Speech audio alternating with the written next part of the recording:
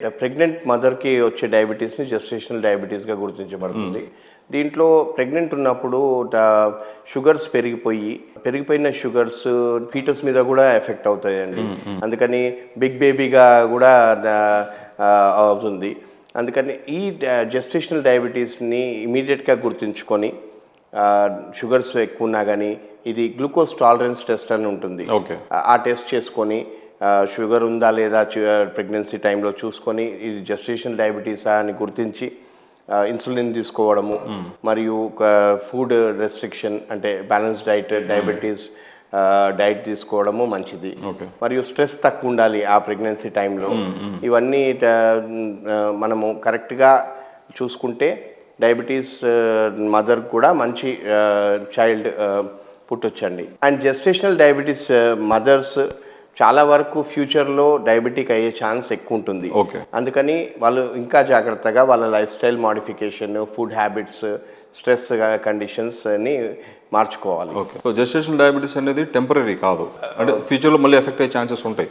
Gestational diabetes మదర్స్కి చాలా వరకు ఫ్యూచర్లో డయాబెటీస్ వస్తుందని ఛాన్సెస్ అండి. ఇప్పుడు మనకి నెంబర్ ఆఫ్ ప్రోగ్రామ్స్ అనేసి వస్తున్నాయి, అంటే మనకి డిఫరెంట్ ఆల్టర్నేట్ మెథడ్స్ ఉన్నాయి. మనకి ఏదైతే మనకి అలోపతి ఉందో, అలోపతితో కాకుండా డయాబెటీస్ రివర్సల్ ప్రోగ్రామ్స్ అని కొన్ని బయట ప్రోగ్రామ్స్ నడుస్తున్నాయి. అంటే దాంట్లో చాలామంది పాజిటివ్ రిజల్ట్స్ వస్తున్నాయని చెప్తున్నా కూడా ఎంతవరకు అథెంటిక్, అది ఎంతవరకు రిలయబుల్? చక్కటి ప్రశ్న అండి. ఇది డయాబెటీస్ రెమిషన్ అని ఉంటుందండి. అంటే మనము లైఫ్ స్టైల్ మాడిఫికేషన్ చేసుకొని రోజు 30 నుండి 45 నిమిషాలు వ్యాయామం చేసి మనం తిన్న ఆహారంలోని క్యాలరీస్ని మనం స్పెండ్ చేసుకుంటే ఈ షుగర్స్ కంట్రోల్లో ఉంటాయి. మరియు ఫుడ్ హ్యాబిట్స్లో తక్కువ పిండి పదార్థాలు, ఓ మోడరేట్ అమౌంట్లో ప్రోటీన్స్ తీసుకోవడము, గుడ్ ఫ్యాట్ ఎక్కువ తీసుకొని మనము కరెక్ట్గా బ్యాలెన్స్ డైట్, డయాబెటీస్ డాక్టర్ అన్నా లేకుంటే డైటీషియన్ ఇచ్చిన బ్యాలెన్స్ డైట్ తీసుకుంటే ఈ షుగర్స్ కంట్రోల్లో ఉంటాయి. ఈ రెమిషన్, డయాబెటీస్ రెమిషన్ అయినాక అంటే షుగర్స్ చాలా వరకు తగ్గిపోయి మాత్రలు తగ్గించుకోవచ్చు, ఇన్సులిన్ డోసేజ్ తగ్గించుకోవచ్చు. కొందరికి అసలు మందులు లేకుండా కూడా ఓన్లీ లైఫ్ స్టైల్ మాడిఫికేషన్తోనే డయాబెటీస్ కంట్రోల్లో ఉంటుంది. ఈ రెమిషన్ని అలానే మనము ఈ చిన్న చిన్న మార్పులు చేసుకుంటే, అది కంటిన్యూ చేసుకుంటే రివర్సల్ కూడా కాగలుగుతుంది.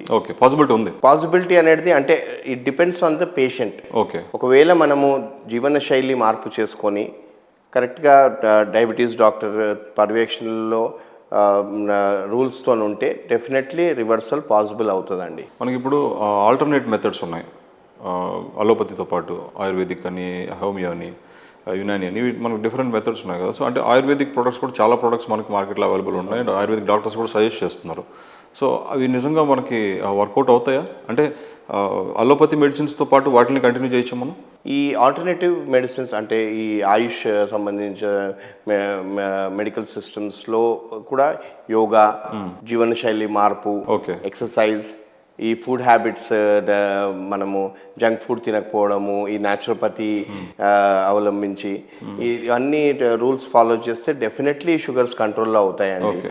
ఏ సిస్టమ్ ఆఫ్ మెడిసిన్ అయినా కానీ కరెక్ట్గా మనము ఒక పర్యవేక్షణలో చేసుకుంటే డెఫినెట్గా డయాబెటీస్ పేషెంట్స్కి కాంప్లికేషన్స్ కాకుండా ఉంటుంది. అంటే ఇప్పుడు మెడిసిన్ పార్ట్ తక్కువ, లైఫ్ స్టైల్ చేంజ్ చేసుకోవడం, ఫుడ్ హ్యాబిట్స్ చేంజ్ చేసుకోవడం అనేది మేజర్ పార్ట్ ఉంటుంది. Major part life style modification అండి. ఫుడ్ హ్యాబిట్స్, స్ట్రెస్ తగ్గించుకోవడము, మరియు ఈ పర్యవేక్షణలో మనము మెడిసిన్స్ తీసుకోవడం, ఇవి ఎంత తక్కువ మెడిసిన్స్ వాడితే అంత మంచిది.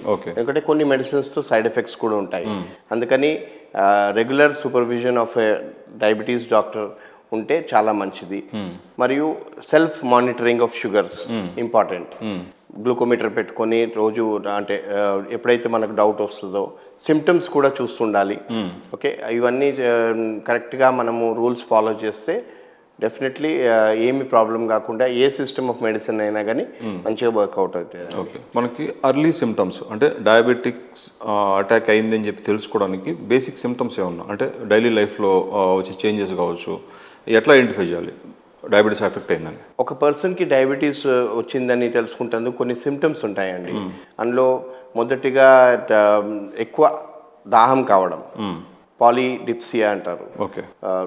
ఎక్కువ ఆకలి కావడం, పాలిపెప్సియా అంటారు. వెయిట్ లాస్ కావడము, గాయాలు మానకపోవడము, ఇవి మరియు చూపు మందగించడము, ఎక్స్ట్రీమ్ వీక్నెస్ రావడము, ఓకే ఓకే, ఇలాంటివి కొన్ని సిమ్టమ్స్ డయాబెటీస్లో వస్తాయి. ఓకే ఏదైనా సిమ్టమ్ 1-2 సిమ్టమ్స్ ఉన్నా కానీ ఇమ్మీడియట్గా ఒక జనరల్ ఫిజిషియన్కి చూపించుకొని ఒక నార్మల్ ర్యాండమ్ బ్లడ్ షుగర్ చేసుకుంటే, ఒకవేళ ర్యాండమ్ బ్లడ్ షుగర్ ఎక్కువ ఉంటే ఇమీడియట్గా ఫాస్టింగ్ అండ్ పోస్ట్ లంచ్ చేసుకొని HbA1c టెస్ట్ అని ఉంటుంది, అది కూడా చేసుకొని నిర్ధారించుకుంటే డయాబెటీస్ ఉందా లేదా అని తెలుస్తుందండి. ఓకే ప్రీ డయాబెటీసా లేకుంటే ఇది కంప్లీట్ డయాబెటీసా తెలుస్తుంది. ఓకే